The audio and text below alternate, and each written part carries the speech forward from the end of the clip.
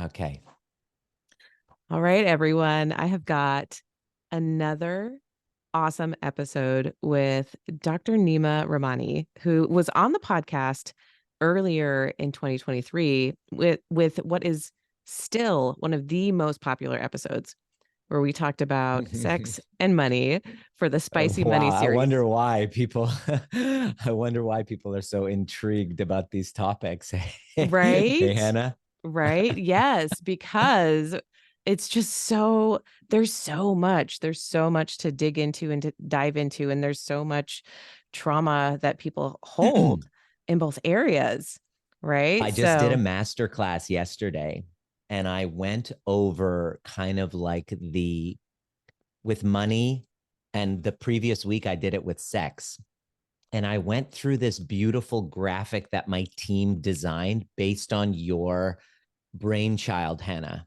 mm, Hannah came up with this concept. I want to say, if you're listening, we were in a business mastermind group, and all of a sudden, she has this intuitive hit after we have been talking about the conversation of sexuality within the container, and people were reacting differently towards the conversation of sex. Some people were like in your case, you were like, hey, Nima, like totally, I totally get it. Thanks for that share. That was really cool. I'm going to implement that.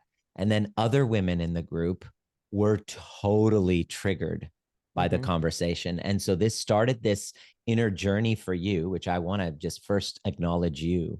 Um, Based on that rupture that happened within the group, you went inward, came out with this thing, and hopped on a call with me and said, this is what kind of came through.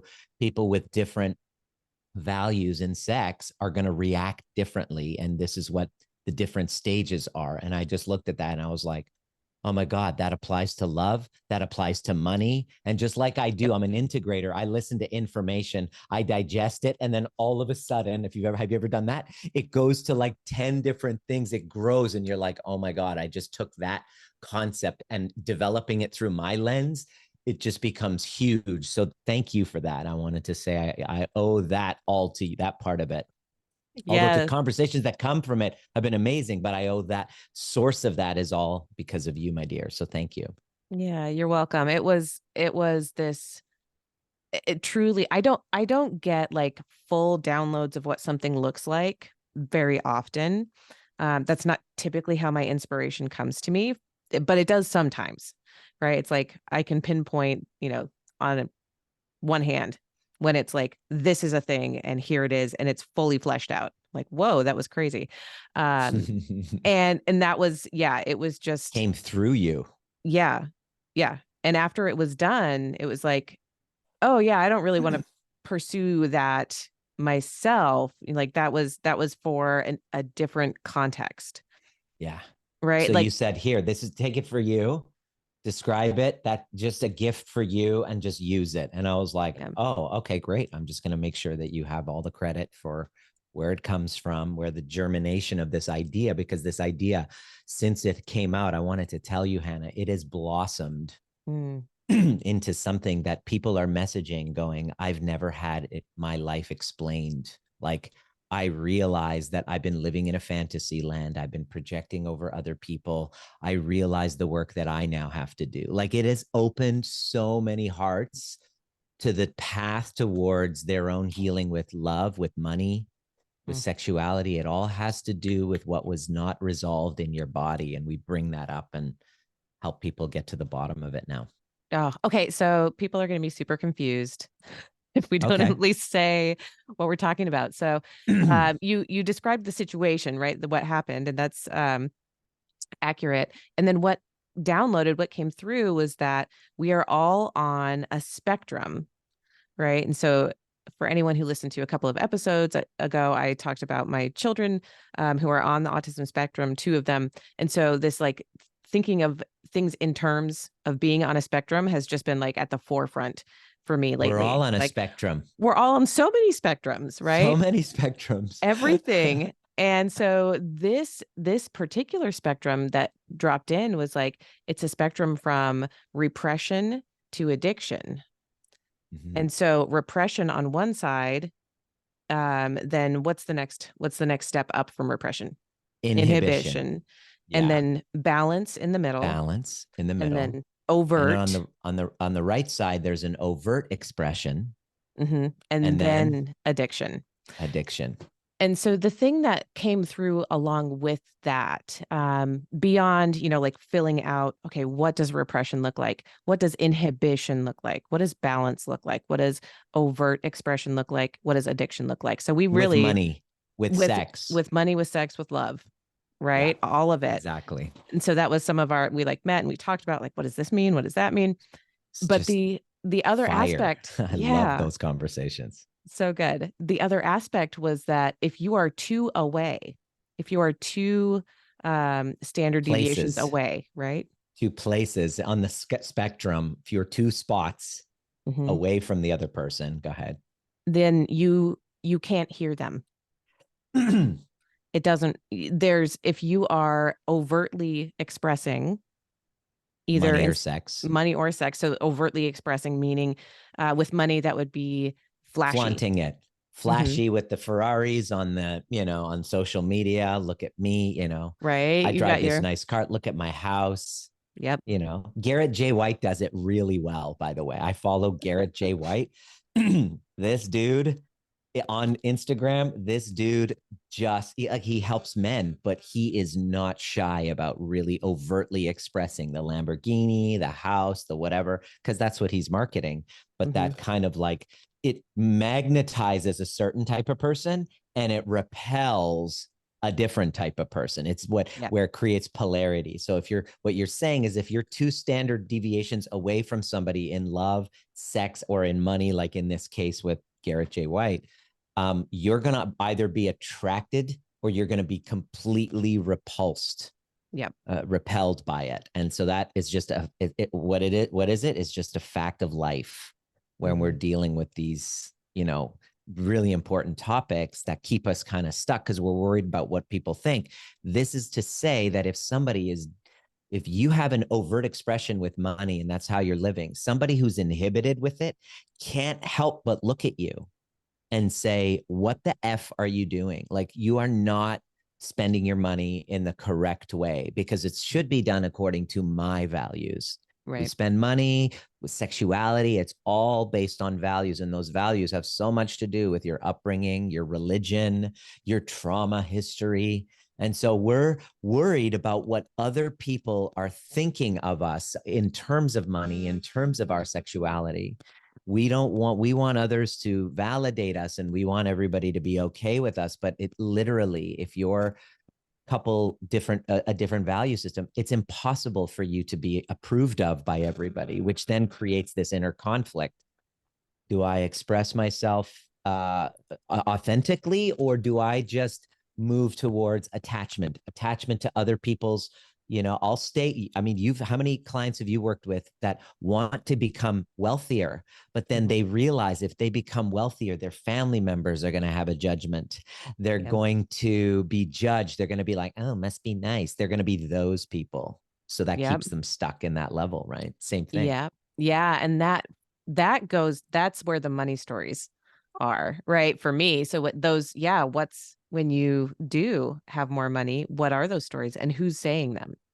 Right. Mm-hmm. That's where it all starts to, Where'd you get the message? right. That's where our work kind of like, oh yeah, this is why we have such affinity and similarity, because we're working with different With that populations, but with that little piece. space, what we're working with is that space. I call it becoming trigger proof. That space when you get triggered and you go and behave in very predictable patterns from the trigger, which is based on a past, versus pausing and going, okay, how do I want to react now Mm-hmm. based on who I'm becoming? Do I want to constantly be living paycheck to paycheck? No? Okay, well, then if I don't, instead of blaming my boss, right? Or do I want to constantly be in these cyclical trauma bonded relationships? This is love bombing. If not, and if that's been the pattern, instead of pointing the finger, blaming your boss, blaming your ex, labeling them as a narcissist, which by the way, that is a spectrum as well, and you're on it. Mm-hmm. Right. Yeah, you are on it. You are not absolved from narcissistic parts. Oh no, it's the ones that label and point fingers and create this defense mechanism of splitting. I'm all good.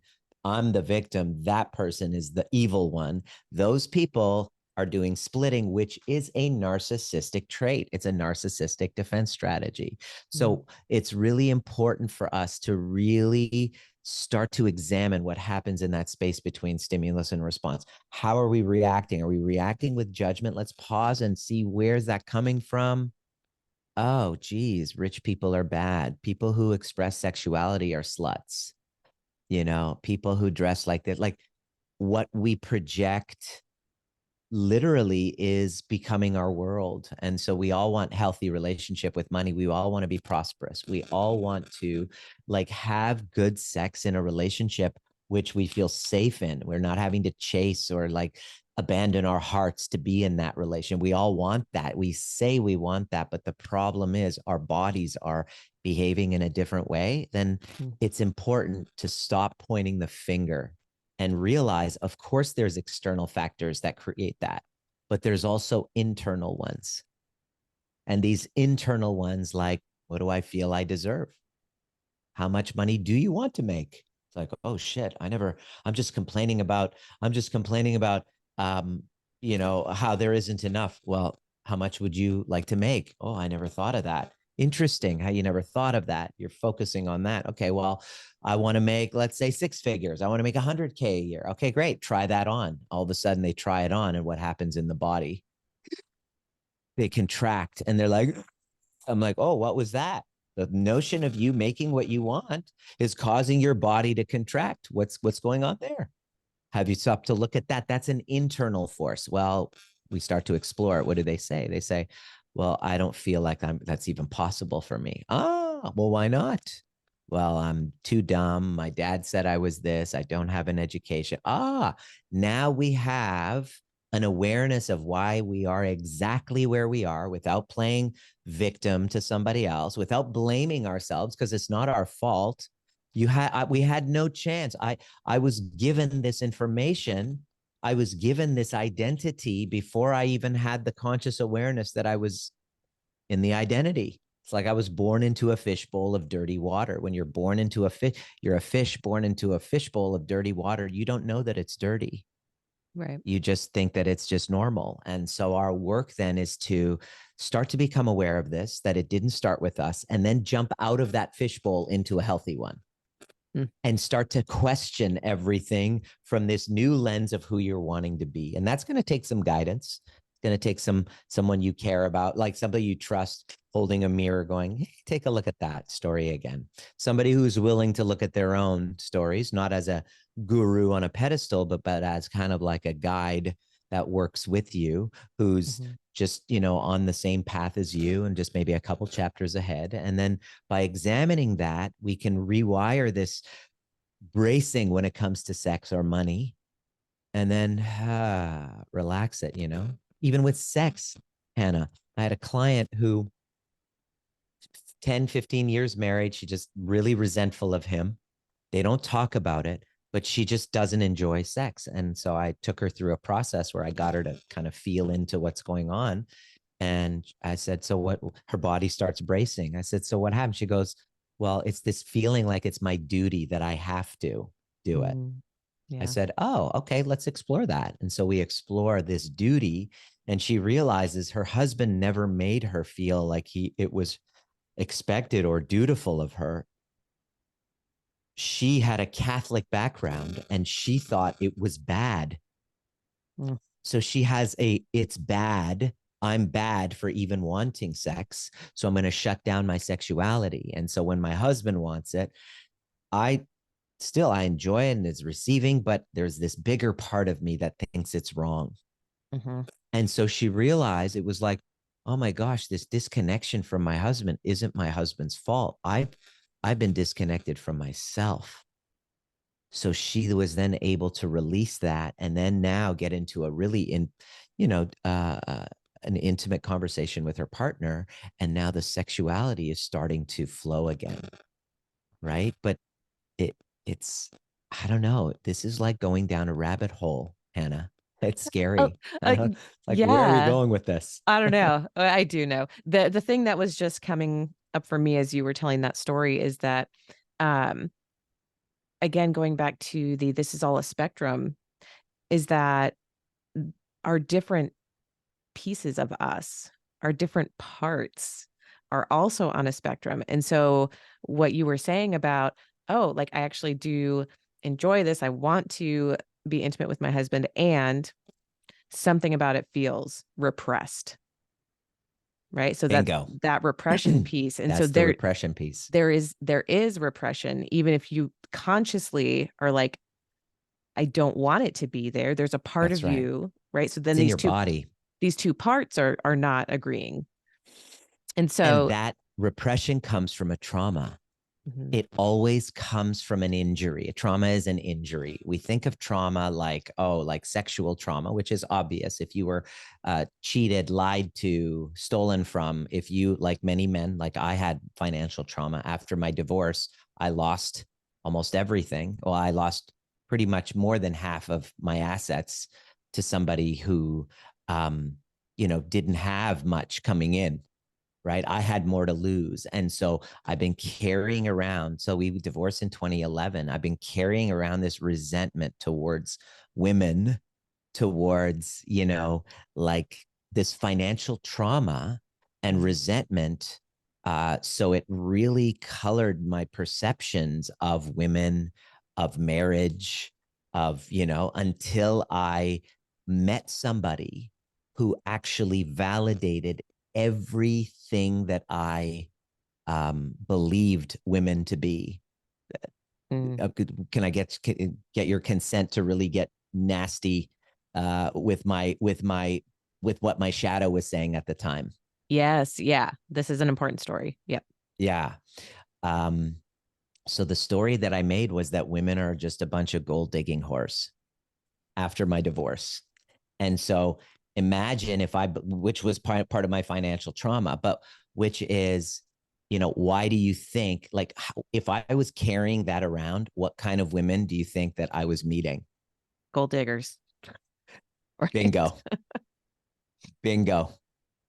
Right. And so I ended up with the ultimate one who actually had a past as a sex worker, exotic dancer, and she's a madam. And she would label herself, I'm a hustler with a heart of gold. Because she was such a sweet person, so giving, very like pro animal rights, and like, and I just kind of like was caught in that whole love bombing game where it was kind of like our she was going to help me build my dream. I was going to help her build hers, which is a power couple dynamic. Mine was, I want to get out there and teach my methodology. And she just kind of like was like, oh, shared fantasy, which is the first link Mm. part that causes a trauma bond to really glue together, is this shared fantasy. So when we met, you know, I had this fantasy and I was blinded by this fantasy of, following in the footsteps of my mentor. And then she comes along, and she was in a difficult period of her life. She was unhealthy. Her gluten-free cafe wasn't doing well, which was a cover up for her sex working business background. And so it was kind of like a, washing the money type of thing. Um, and so it was these two businesses, the one that was underground and the one that was here. This one wasn't working, and she needed a break to get from that. And she saw me. She was with a woman at the time. I was with a girlfriend, and we just became really good friends. And slowly it became a romantic thing because I saw that all of my needs were getting met. I was getting sex, services, and supply, and she was helping me with my narcissistic supply Mm. because she was helping promote my business and kind of set up talks. And all of a sudden I was getting all this attention, which is like, she was kind of like a manager. She played this role of a manager, the manager that you're sleeping with. Picture that archetype. It's like the manager businesswoman, very business savvy based on her background. Me, I'm just a chiropractor wanting to leave my practice and needing that little just boost to make that leap because I didn't quite have the confidence in it.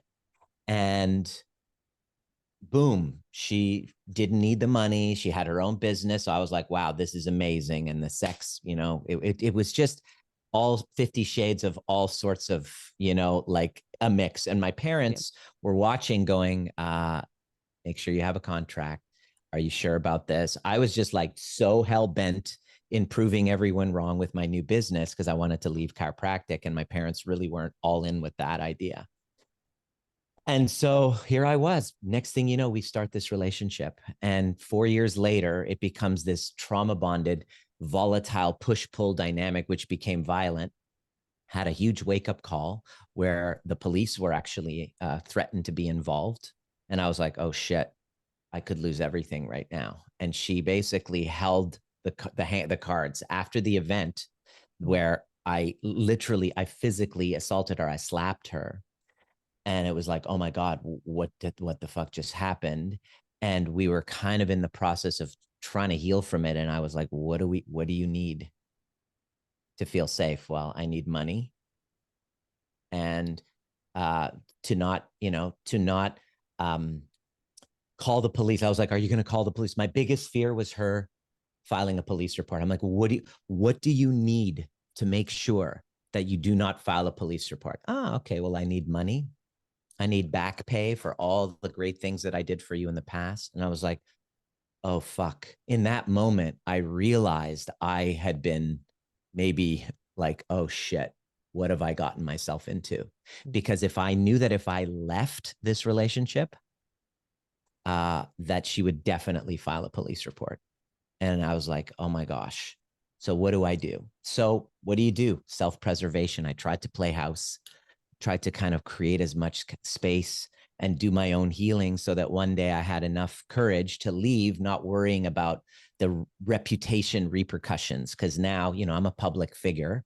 And in the height of the Me Too movement, this was a great opportunity to destroy someone's career just to like and I didn't have the inner resources to be able to handle that kind of a backlash. Like I was like almost suicidal. Like it was the scariest time. 2018 was a dark period in my life because I was like, should I stay or go? That's why the topic of my book is really for people, should I stay or go? Because I didn't know, stay or go. Because if I stayed, it was I was with somebody that I wasn't aligned with. It was not safe for me. God knows what else like I didn't know how to control my reactions at the time. And it was one of those situations where I've never been abusive ever in my past. And it was like this amount of provocation and escalation I'd never experienced before in a relationship. I felt trapped. And so my nervous system went into a freeze. I went in through this depression. I couldn't sleep, anxiety.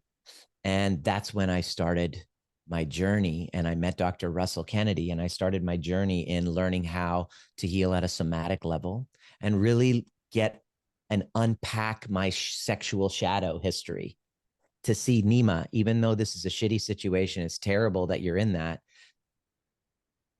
How did you get here? How did you get here? What unconscious processes got you here? So I discovered a trauma bond. It turns out I was, coupling sex because of my background with religion, coupling sex with thrill and secrecy. So it wasn't, if it's in a secure relationship, sex in a secure relationship doesn't evoke that same thrill and shame and guilt, which was very heavily tied to my early sexual kind of like experiences because sexuality was so repressed, right? In the, so it's this small t trauma of coupling sexual pleasure with guilt, thrill, shame, secrecy, which led me to the question, why didn't you leave sooner when you knew it was toxic? Well, there's an unconscious process within my body that assigns thrill to being able to be with a dirty little secret that I don't want my parents to know about, but I can maintain this relationship. It drove the sexual kind of like thrill in the bedroom, made it highly addictive. And so when I would pull away, I'd be like, I can't do this anymore. She would know exactly how to use the sexuality bit to basically, God, I promised myself I wouldn't do this, but here we are again. And because I had zero impulse control, this was the cycle. And so I had to look at my sexual trauma history. I had to look at my relationship with my parents and the fact that I hadn't individuated from their kind of like, I'm still wanting to prove them right or wrong, even in my 40s. That's a lack of individuation. I hadn't really grown up. That's what it means. And I went into the body and I did my healing work. And now I have this really healthy, secure relationship. We have polarity in a secure relationship, which is, getting a secure relationship is great, but keeping it sexually charged when it's in a safe, non-trauma bond dynamic, that's a whole other can of worms. And it takes understanding polarity, conscious polarity. And so everything I'm teaching now is all aligned with all of the crap that I literally over the last 5 years had to overcome from my trauma bond. And this week, it's over. The court case has been settled and I have come out victorious. And I can now put it in my rear view mirror and dedicate my life to teaching people how to avoid being in this fucking situation. It's not fun to be in. So I've made it on the other side, and I love walking other people through to get to that point of secure, polarized relationship from their trauma bonded dynamic and healing their relationship with sex, with money, all along that path. So the thing that I want to pull out from that story there is that we met, oh gosh, a year ago at this point now, right? So it's August 2023. We met over a year ago. Just interesting to think about. And About a year. right? This has been, so the relationship you're talking about, the traumatic one, had been over already for a while. For like 4 years. Yeah. But I wasn't done with it. Yeah. It was still processing, right? Literally through the court system and all of that. Such is the way with trauma bonds. Right. And so what I'm trying to say here is that it's like sometimes we go through something so heavy that is, when someone might hear that, like, oh my God, that was a lot. You can say it was a lot. It was a lot. And if you're not, if you don't have to go through that much to learn it, like let's do that. You can have, yeah. If only I had somebody like me, as honest as me, walking through that journey, which I did. That's why I do it now. I found a way to be my own kind of guide through this process by learning from amazing guides like the mentor that we have learned from together, Marla. Big love to her.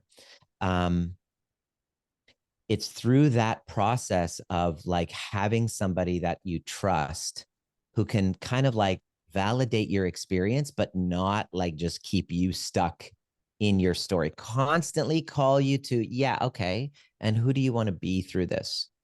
Right. I knew that going through this was like, a week after my son was born, like I'd moved on. Everything was done. I was like, yes, I moved on. I met my person. I finally got through. I was hearing these niggles on social media of like, oh, she's coming after you and she wants revenge and all this stuff. I'm like, what are you talking about? Whatever. A week after my son is born, I get arrested. I was like, oh, shit. She retroactively went back and filed those reports, knowing that, we all admitted to everything in public. I text messages. We weren't hiding anything. I was like, yeah, this is what happened. Content we were giving with our community. We weren't hiding, but now she has all this evidence of me, and I was like, okay, all right. So I go to a lawyer. I said, let's just plead guilty, because I did, in fact, I did something I totally regret, the way that I reacted.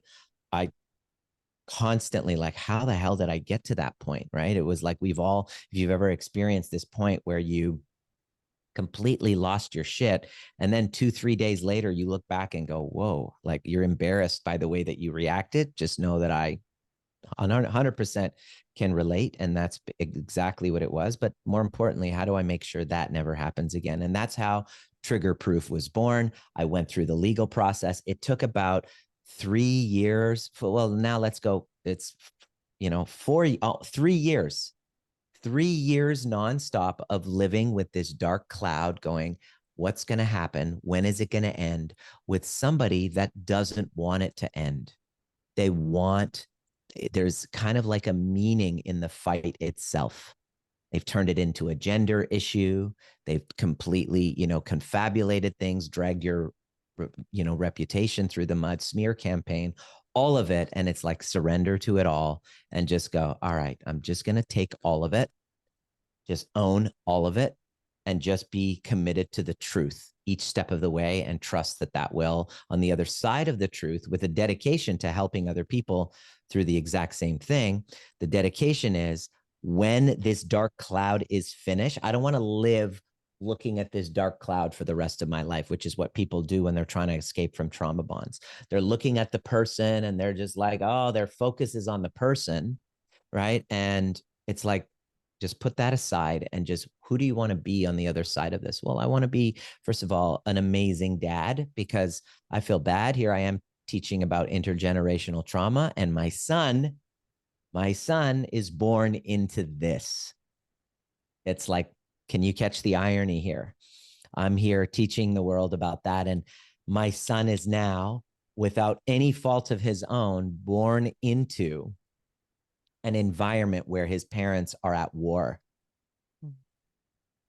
So how do we make sure that his experience growing up in his very formative years are full of love, are full of connection, are experiencing the world as being safe, even though in his dad's life, safety wasn't what I was experiencing. So this became, the whole concept of trigger proof came from having this immense pressure of being in a war that you don't want to be a part of. But yet it's not just about you. Now you have a wife and a son to ensure that they are healthy and that your relationship is intact and that your son is like growing in an environment where he knows that the world is safe. And so I got to say, the dark cloud just was gone last week. And I look now and I'm like, thank God I've been focusing on the other stuff, because I love my life right now. My marriage is amazing. It's more polarized than it ever has been, because I've been working on that over the last year. My son is thriving, like he is like, he walks up to anyone because the world is safe to him. My community is expanding and growing. And now I'm training teachers. I'm doing teacher training of people who are like, have been following my journey, and everything that I've integrating, passing it along to them, and they're noticing changes in their lives.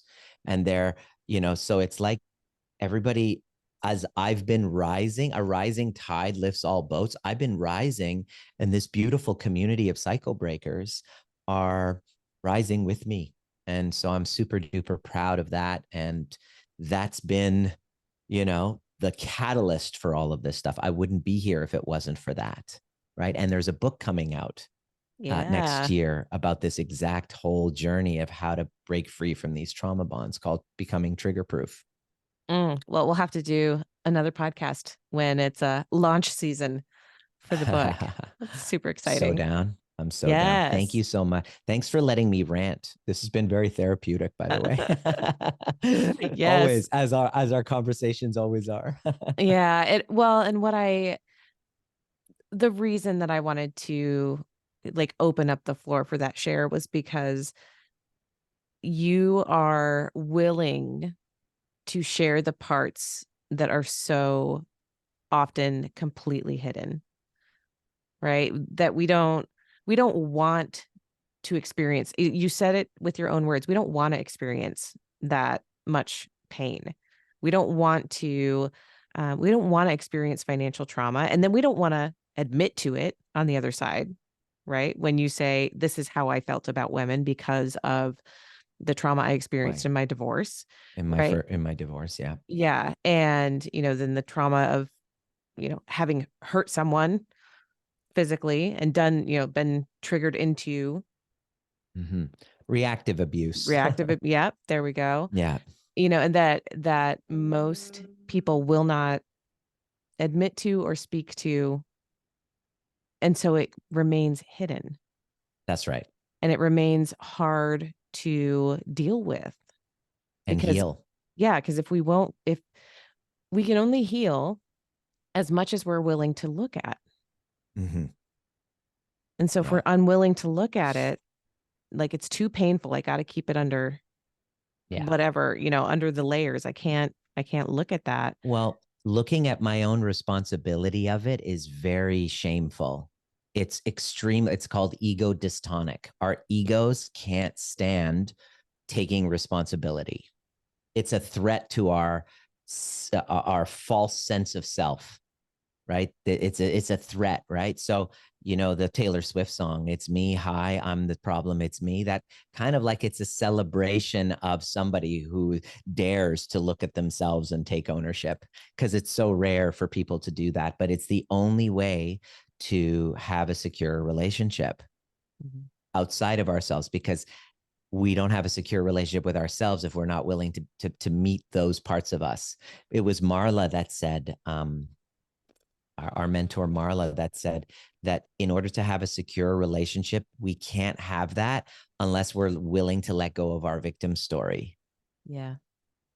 We can't, because we, it's just, it's not possible, because our victim story attracts another hero complex savior, Mhm. where you're the damsel in distress or the victim or whatever. And then that person will then end up becoming your next perpetrator, because they can never fully rescue you the way that you need, right? So they will never be adequate. And so you go through these cycles where it's always the other person, always them, I'm the innocent one. And then, the people that I like to work with are the ones that are like, okay, I've been telling that story to my therapist for the last year.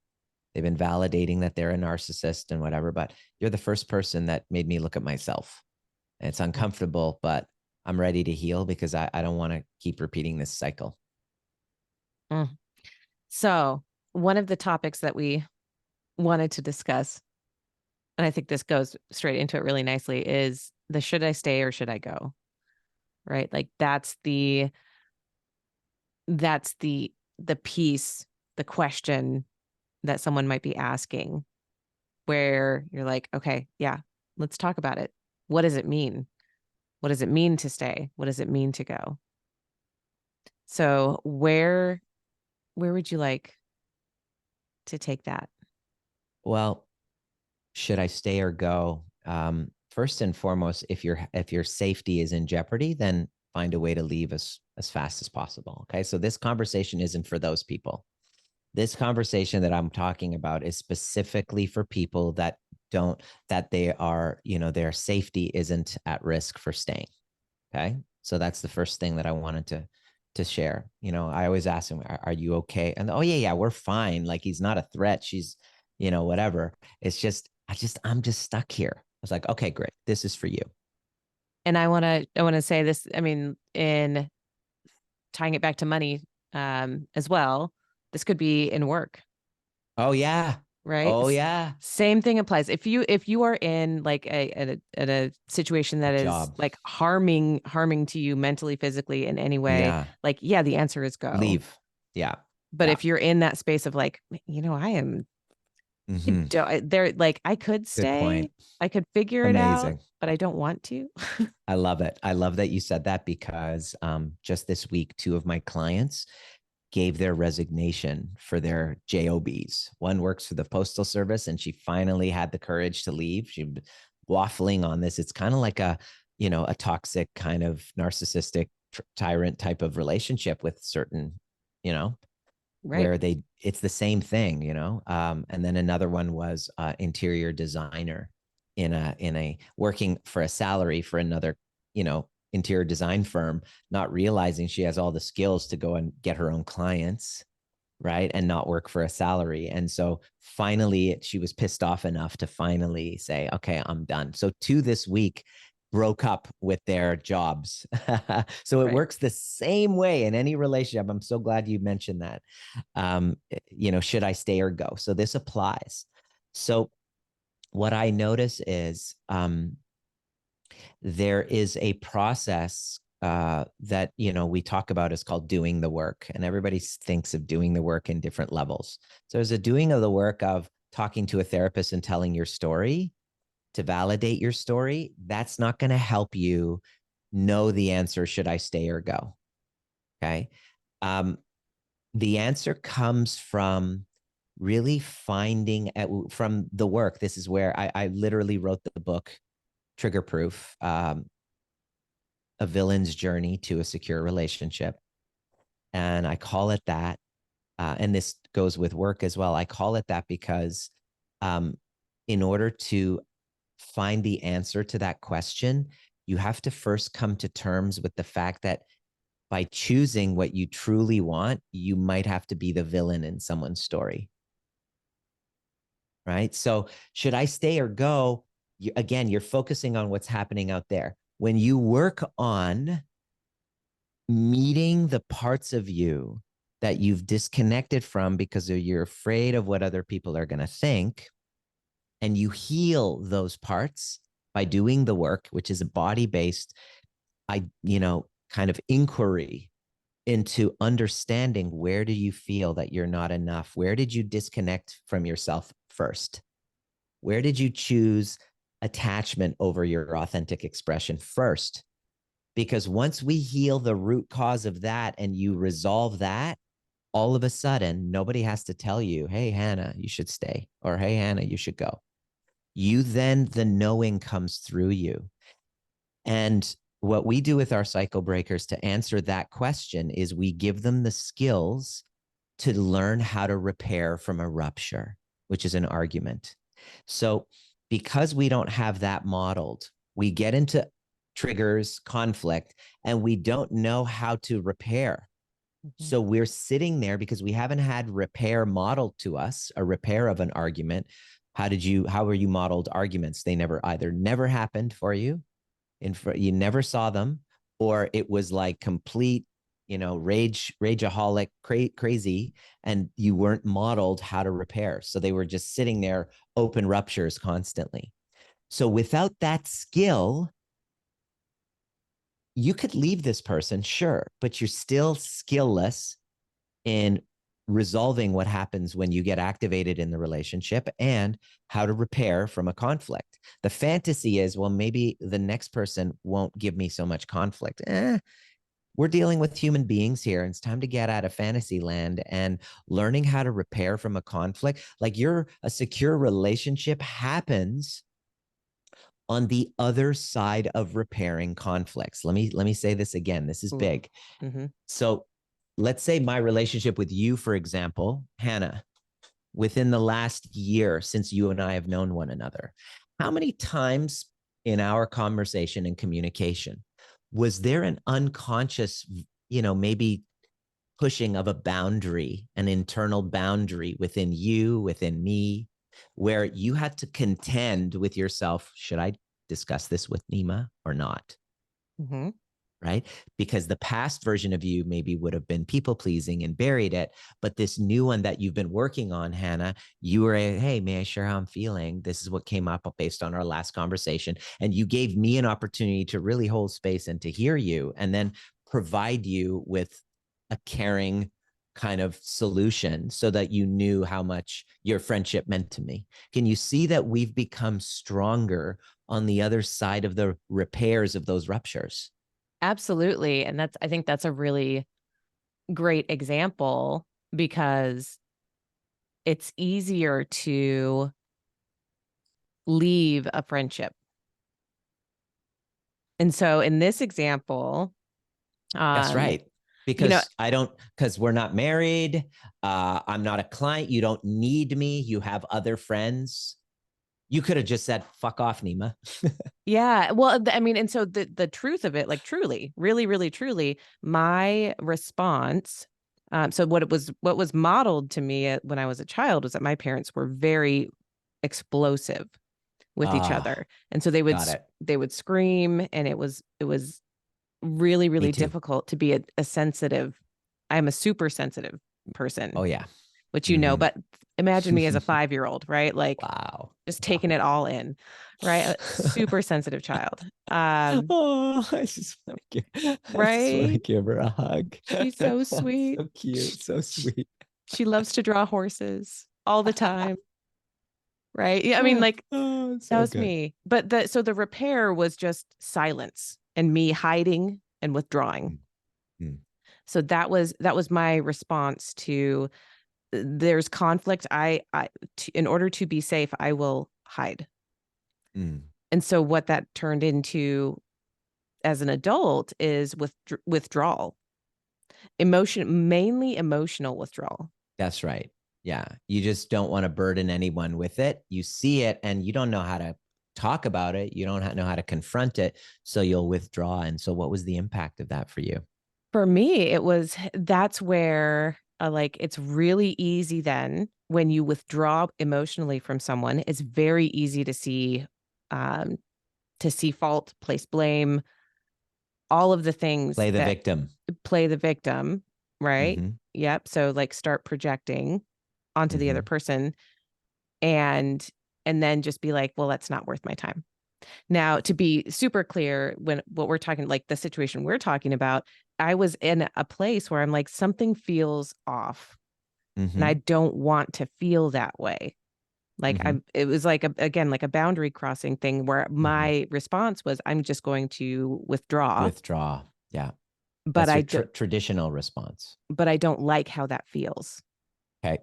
And Mm. so that was the for me the like, okay, so how do I do this if I don't Differently. do the withdraw? Yeah. Right? This is what healing trauma is actually about. Healing Yeah. trauma, you have that wiring in your system. So that's not going anywhere. But what you can do is you just noticed it. And this is what becoming trigger proof actually is. It's leaning into the trigger, Mm. leaning into the old trauma response, which is run. So there's fight, which is poke. There's flight, which is run, which is what you just saying. There's freeze, which is hide.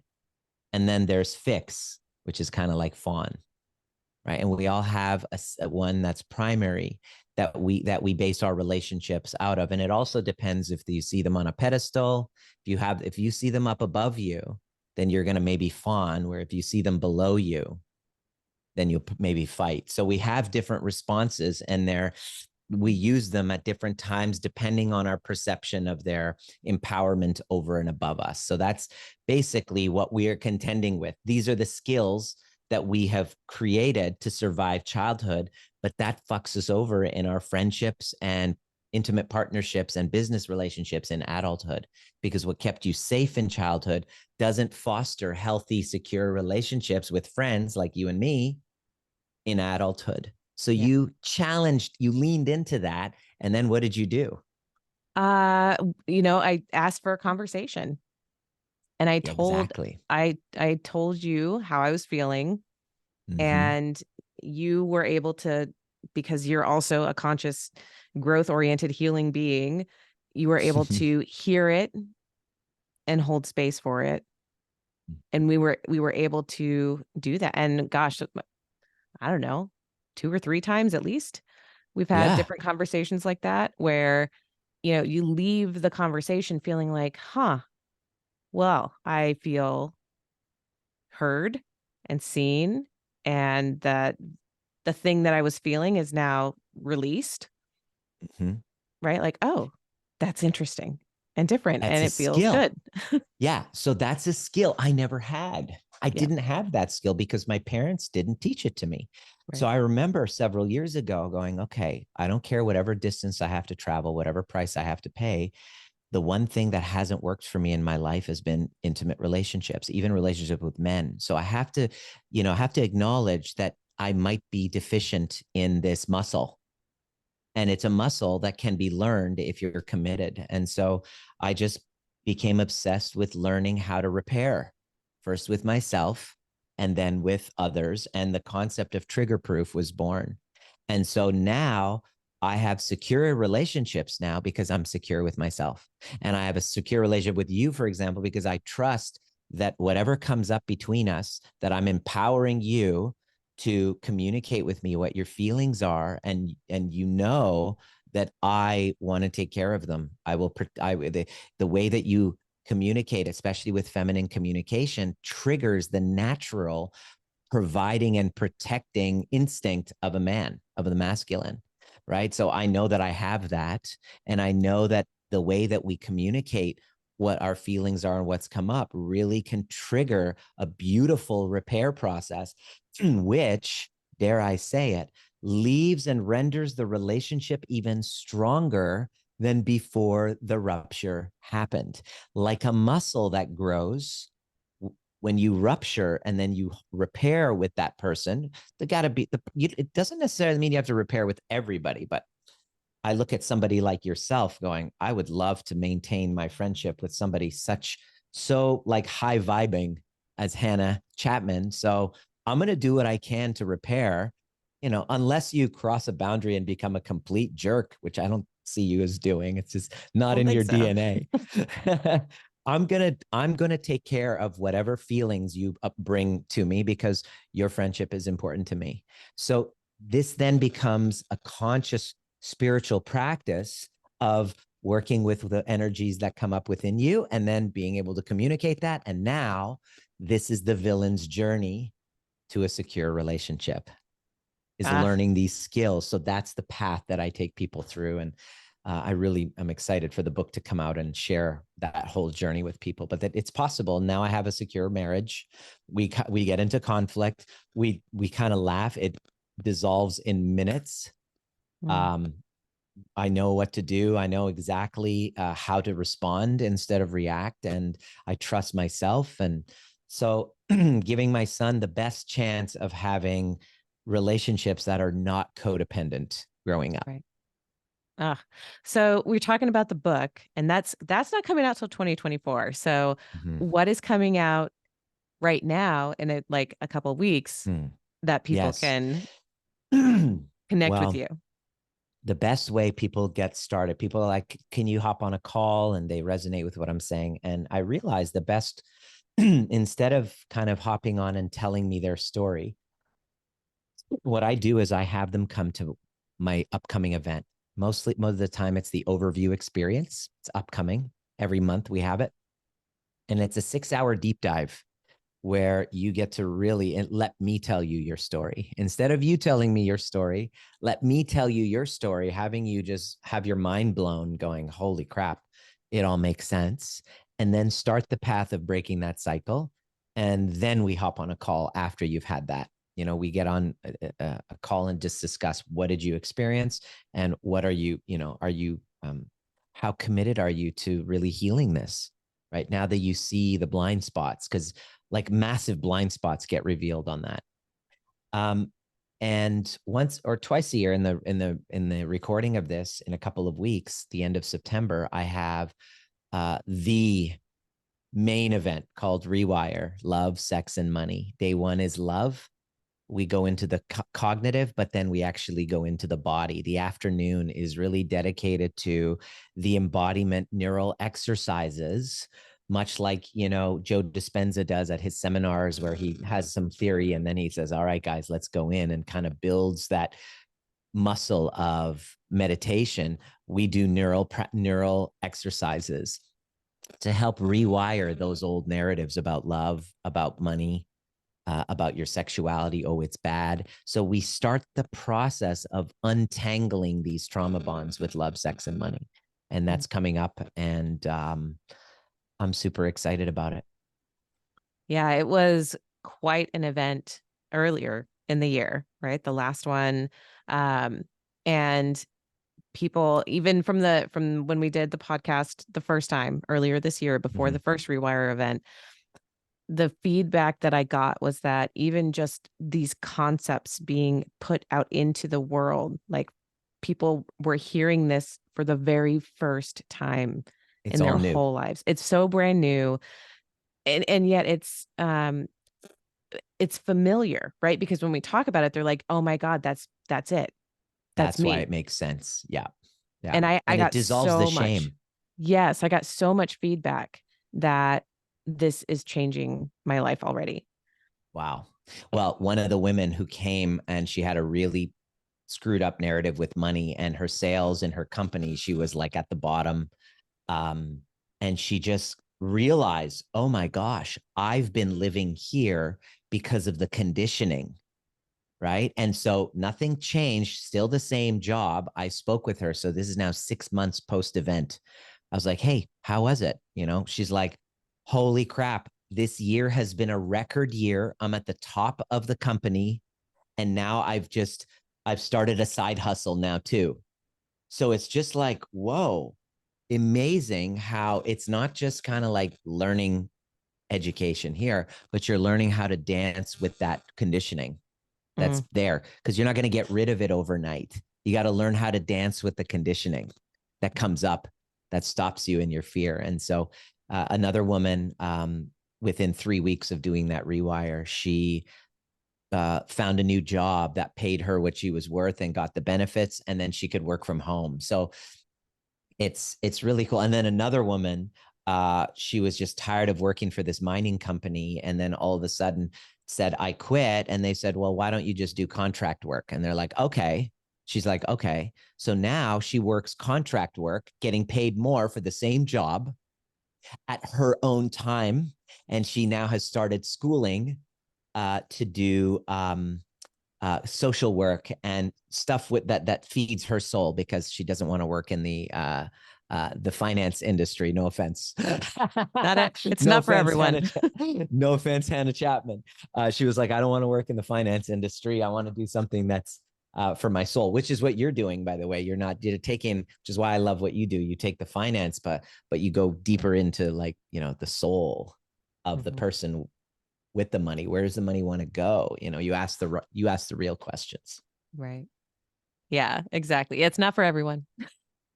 This is part of my soul's calling for sure. This is not, Yes, I would I'm not be here in the for it. financial industry just on a whim, I don't think. Mm-hmm. So yes, so we've got Rewire coming up at the end of September Mm-hmm. 2023. You've got the overview experience that happens every Yeah. single month. Yep. That's where you And begin. yep, beautiful, beautiful. Well, thank you for having this conversation with me, as always. It was amazing. And if anyone has any questions about how to get a hold of you, it's all in the show notes, and Mm-hmm. would love, truly, the feedback from these episodes is so powerful in just knowing, right? Knowing that for people like you and me, like the impact, it helps. It helps to know, Yeah. right? Even if we're not ready to like go anywhere with this yet, but just No.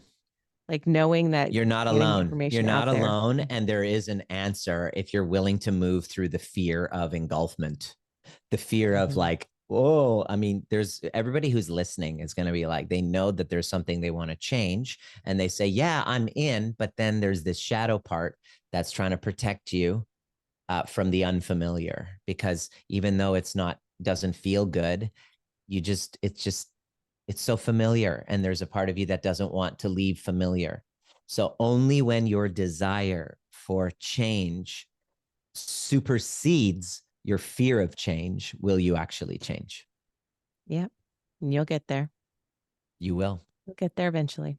So thank you so much. And we will be talking again. Thank you.